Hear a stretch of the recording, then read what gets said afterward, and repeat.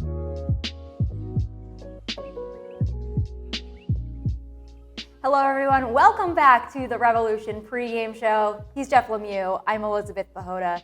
It's been 3 months since soccer has been played at Gillette Stadium, but that all changes on Saturday when the Revs have their home opener hosting FC Dallas. Jeff and I have everything that you need to know leading up to kickoff, including all of your key storylines and which players to keep a close eye on. You may notice this isn't going out right before the game. We switched things up a little bit. It's an early kickoff, so we just wanted to make sure people could sleep in and get prepared to come on out to the game.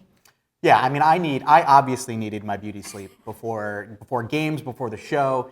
But even with beauty sleep, this is what you get. So not great, but we're doing our best. Yeah, we are doing our best here, and Jeff, I hope you get a full 8 hours tonight coming on in ready. That's your part for tomorrow in the opener. I'm like a 16-hour a night guy. I'll be in bed by 6 p.m. up in time for kickoff tomorrow.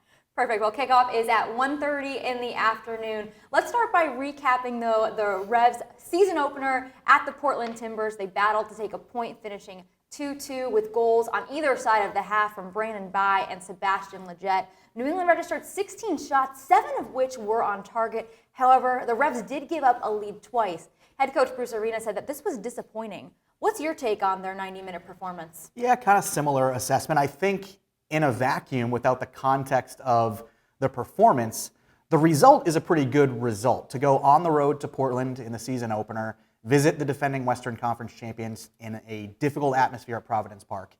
Anytime you can take a point home from a game like that, that's a pretty good result, and you'll probably take that before kickoff. When you start to look at the context of the game, though, like Coach Arena mentioned, and you think about the fact that the Revs had a couple of leads in Portland, saw both of those leads slip away. Bruce Arena was not happy with the second half performance in Portland. He thought that the Timbers were well on top of the Revs throughout the second 45 of that game. Then it's a little bit more of a mixed bag. There was a lot of good stuff going forward for the Revs, scored a couple of goals, created some other chances, but also conceded some pretty high quality chances in Portland. So I think about what you'd expect from a season opener, and certainly some things to build on, both good and bad for the Revs going forward. Yes, well, the Revs will look to build on that season opener performance in Portland this weekend at home against FC Dallas. Goalkeeper Earl Edwards Jr. made his debut in that opener in Portland, finishing 2-2. And looking at that game, Edwards had a really strong performance. He registered 3 saves, but they were big time. The biggest saves for Edwards came in the 5th and 46th minute, where he kept the Revs in the game and really set the tone for a hostile environment in Portland at Providence Park. This was Edwards' first start in a professional MLS game since 2018, so it's been over 3 years for him. What's allowed Edwards to stay so sharp? Yeah, well, both post-game and earlier this week on the Far Post podcast, Earl Edwards Jr. joked that because he had 3.5 years between games, it gave him a lot of time to prepare. So he had all of that time, all that build-up time to get himself ready for that game in Portland. But what was actually really fascinating about the conversation with Earl Edwards Jr. on the podcast is he mentioned not only staying physically ready over the course of the past few years, but staying mentally ready. He said he did a lot of mental strength work with a close friend of his, a former MLS player, Quincy Amarikwa. And he said the two of them really worked on not just making sure that when that opportunity came, they were going to be physically ready, but when that opportunity came, Earl was going to be mentally ready. So I think all of that work clearly prepared him for that start on Saturday. And even with all of those emotions swirling around, still kept himself really level-headed and made, like you said, a few really big saves. His composure was big time for this group and really set the tone. What also made a big impact for the Revs was that they got on the board first with a goal from outside back Brandon Bai. He flaunted his aerial abilities off of a set piece from a corner kick from Carlos Heel and got that first goal for this group. I asked head coach Bruce Arena earlier this week which player has surprised him the most through preseason and the first game, and he said Brandon Bai. Arena believes that Bai could be one of the best outside backs in Major League Soccer this year. How has Bai grown entering his 5th season? Yeah, we hear a ton about DeJuan Jones at the left back position and how he has emerged as one of the best left backs in Major League Soccer, and understandably so. DeJuan's been a breakout player the past couple of years. He got that call up with the U.S. national team in January. But it can kind of sometimes detract from the attention that Brandon Bai should be getting at the right back position. And we know for the past few years, Brandon's been a lockdown one-on-one defender, one of the best 1v1 defenders we've seen at the outside back position. We know he's fantastic in the air, which you mentioned he showed in that goal against the Timbers, rarely loses aerial challenges. And if he starts to add to his game that final ball when he gets forward down the right flank and he's beating the first man, and he's picking out the right pass, if he adds that to his arsenal, then he is unquestionably, I think, one of the best outside backs in Major League Soccer, and that will give the Revs two of the best outside backs in Major League Soccer. Yes, it's been exciting to watch Bai and Jones's growth over the last few years. And taking a look at that goal, playmaker Carlos Gil, the maestro, he was able to provide service to create that opportunity from a set piece. Gil was coming off of his MVP season where he led the league with 18 assists and 130 chances created going into the first game of the season. He looks like he might be the same player heading into that MVP caliber year. Yeah, it was funny looking at the stats post-game on Saturday and looking at the key passes column, and I was looking down the key passes column, and it was 1-0-0, 1-1-0, 1-6, 0-1-1-0. And I didn't even have to look. You knew, obviously, that those 6 key passes were Carlos Gil. Second most key passes in the league this past weekend, only behind Gonzalo Higuain with Miami. So yeah, unquestionably, Carlos Gil, the same player. I think in Portland, it might not have stood out quite as much because a lot of the key passes he was playing seemed to be that pass before the pass. It wasn't necessarily the final ball to set up the chance, but he played a lot of those balls springing DeJuan Jones down the left, springing Brandon Bai down the right. He's got that type of vision, and it seems like it's still very much there coming into 2022. Yes, and there's a lot of new attacking power on this team that Gil can combine with moving forward, which will be exciting to watch. A trio of Revolution newcomers made their debuts, including Sebastian Lletget, Omar Gonzalez, and Jozy Altidore. What's your evaluation of their first run out with the group? Yeah, I think understandably Sebastian Lletget garnered most of the attention on Saturday because he scores the goal. So that's just kind of the way it's going to work. Lletget's going to get most of the pub after that game. But I think that was a really good sign for Sebastian Lletget, the fact that he got that goal in the opening game, because that was a sign that he's doing exactly what the Revolution and Bruce Arena want him to do in New England. They want him getting into those areas in the penalty box. They want him getting forward. They want him scoring goals. They want him involved in the attack. So the fact that he was able to do exactly that and provide the end product in his debut, that's a great sign. I think Omar Gonzalez did exactly what he was brought into New England to do this past weekend. Henry Kessler had been dealing with an injury late in the preseason. He'd just gotten back into full training right before that trip to Portland, so he wasn't able to get to Portland to be ready for the starting 11. So Omar Gonzalez stepped in, filled a role, played alongside Andrew Farrell, and did exactly what you'd expect Omar Gonzalez to do, just go out and give you 90 solid minutes.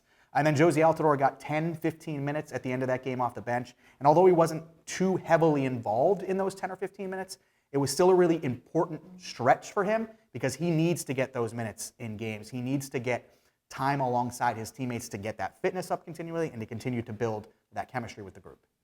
It's been exciting to watch them integrate even just through one game, and I'm sure there will be more chemistry that forms as we move through the season. Speaking of things that are coming up, head coach Bruce Arena is only one win away from having the most regular season wins in MLS history, as he's tied at 240 right now with legend Siggy Smith. I asked Arena this week what that means to him, and he said, well, it means that I've been in the league a little bit too long.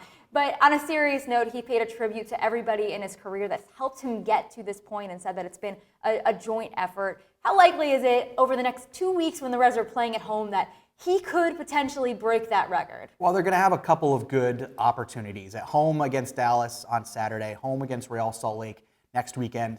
You think about this being a Revolution team that went 12-3 in Foxborough last year, had the best home record in all of Major League Soccer. So there are going to be a couple good opportunities coming up over the course of the next week. And I think when that 241st win finally comes, the happiest man on the planet is going to be Bruce Arena. Not necessarily because he's going to be all that thrilled to be at the top of the all-time regular season wins list, but because we can finally stop asking him this question. He was on the verge of breaking this record going into the finale last year, so we asked him about it then. Now we're asking about it going into the season opener and the home opener. I think he's hoping he can get that win just so we stop asking him about it. Yeah, I'm sure that's playing into part of the enthusiasm leaning towards it because it has been a storyline for about 3 months at this point, but it is really exciting for Arena to be achieving that milestone very shortly. Switching gears to FC Dallas, they are rejuvenated under new leadership coming into the 2022 season as head coach Nico Estevez has taken over. They started the new regime with a 1-1 draw against Toronto FC What will FC Dallas's approach be as they have their first road match under Estevez? Yeah, I think that's going to be interesting to see because I think obviously expectations with a new coach is always that it's going to take a little bit of time. There needs to be a little bit of patience in terms of letting a coach kind of build the squad that he wants to build, building a style of play, getting the players to understand what he wants from them, understanding what his players can give him. So there's going to need to be a little bit of that patience in Dallas as Nico Estevez kind of builds something in Frisco. But they went out in their first game against against Toronto FC, at home, and they're a young, exciting attacking team. They like to push numbers forward. They play out of a 4-3-3, so they're going to get numbers into the attack. They like to create chances and try to score goals. So it is going to be interesting to see if that's a similar approach that Nico Estevez takes with this FC Dallas group in Foxborough on Saturday in his first road game with the team. And there's another kind of interesting little note with Nico Estevez. He's going to be familiar with some of these Revolution players because prior to joining FC Dallas as head coach, he was an assistant with Columbus and then followed Greg Berhalter from Columbus to the U.S. national team to become an assistant coach there. So he was actually part of that group that won the Gold Cup last summer with Matt Turner, Sebastian Lletget, Henry Kessler. So he's going to be familiar with quite a few of these Revolution players. Yes, he definitely will. And he's very familiar with one of FC Dallas's newest acquisitions, winger Paul Areola, who used to be with DC United. Areola, he had 6 goals and 4 assists with DC last year, and he actually has played with the U.S. men's national team, so he's very familiar, as you mentioned, with the head coach, and he's known for his dangerous ability. And Areola, you saw him show that as soon as that season opener, having a big role in playing that cross in to get that single goal of the game for FC Dallas. How can the Revs limit Areola? Yeah, he's the type of player that the entire back line is going to have to be aware of because he started that game for FC Dallas on the right wing. We can see the assist comes from the left wing, so he will float around a little bit. They're unafraid to kind of have a little bit of rotation between that forward 3. So he'll find himself in some different spots. He does like to try to get in behind the outside backs, get into those channels, and he'll make those cutting runs in behind the center backs as well to try to get in behind the back line. He's got a bit of speed, so he's a player that the Revs are definitely going to have to be aware of across the back line. And then another name to potentially keep an eye on Saturday, 19-year-old Alan Velasco. This was a big offseason signing for FC Dallas, a club record signing rumored to be in the range of $7 million. He has not made his debut for FC Dallas yet. They've been working him towards full fitness, but Nico Estevez said he's a very exciting, young, fast attacker and that he's getting close. They were going to make a decision late in the week to see whether they were going to bring him to Foxborough to potentially give him his debut. So we could see Alan Velasco make his debut on Saturday. I wouldn't be surprised if we see him make his debut at Gillette Stadium. FC Dallas and the Revolution are 2 original MLS clubs that have a lot of history between one another. New England does have a winning record overall against FC Dallas. However, it's very interesting that the Revs have not won in all competitions against FC Dallas since 2010. That means the Revs are winless in their last 10 matches against FC Dallas. What does this add for intrigue for the game? It's just weird. I just don't really understand it. I mean, you can see the stat up on the screen there. The Revs, from 2001 to 2009, were absolutely dominant against this FC Dallas team. 15-3-0 over an 18-game stretch. Since then, 1 win, 10-3, and that doesn't even include a loss in the Open Cup final in 2016. It's just bizarre how dominant one team or the other has been in this series over the course of the history. And it's not like it has necessarily followed a pattern where it goes along with which team has been dominant overall, because you think about last season, the Revs went and set the single season MLS points record. FC Dallas finished 11th in the Western Conference and missed the playoffs. But FC Dallas handed the Revs one of their 5 losses last season. So for whatever reason, this FC Dallas team has been a bogey team for the Revs in recent years.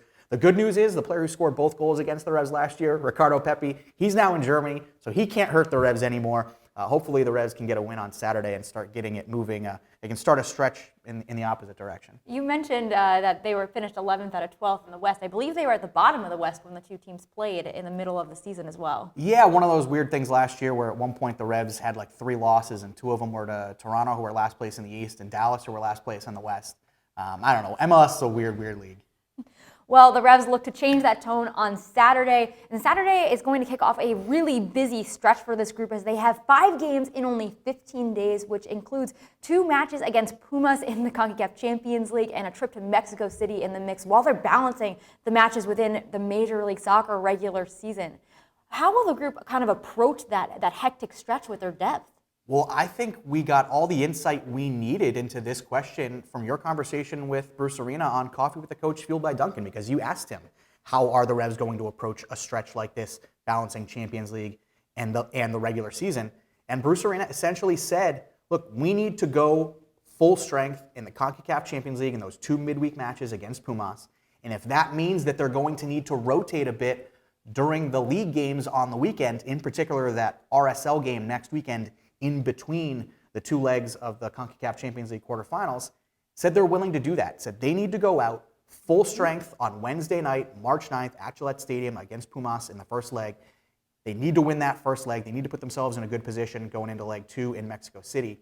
And Bruce Arena essentially said, yeah, we're willing to rotate. We're willing to get some depth on the field Saturday against RSL to keep ourselves fresh for that second leg in Mexico City. So that does seem to be the approach of Bruce Arena and his coaching staff at this point.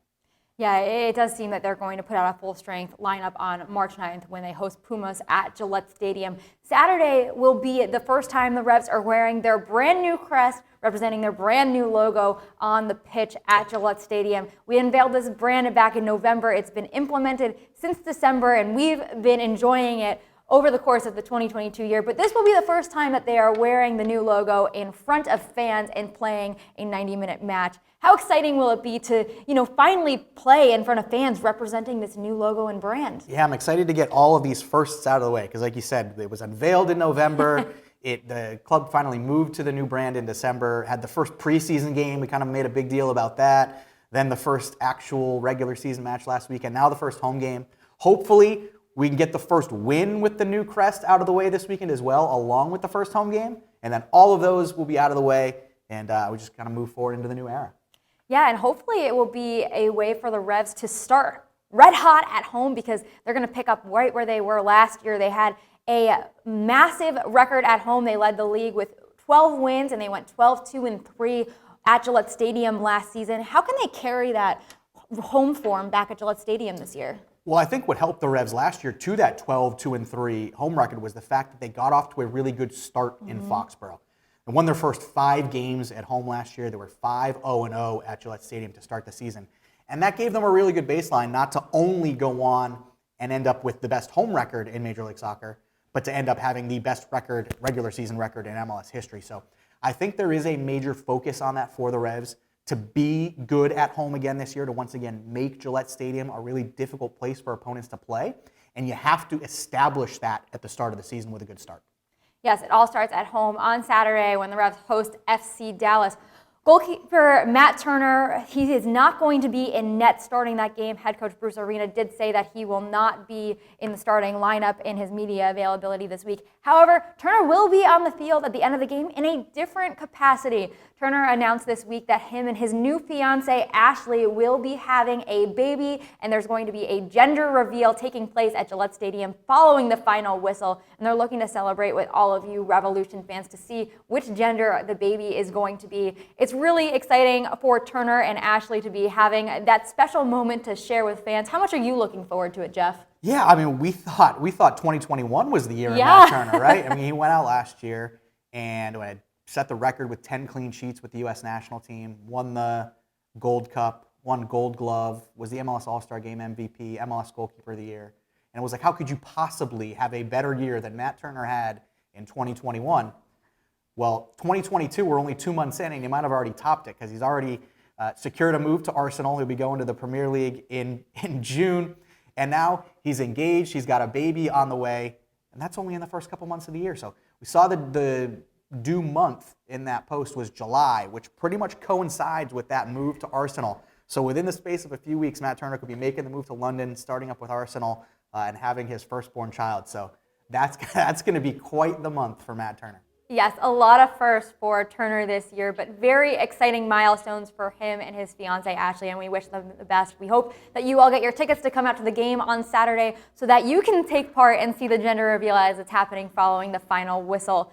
And make sure you are tuning into the pregame coverage by TV 38 at 1 o'clock, and then kickoff will be at 1:30. Thanks so much for watching Revolution Pregame Show, and we will see you next week.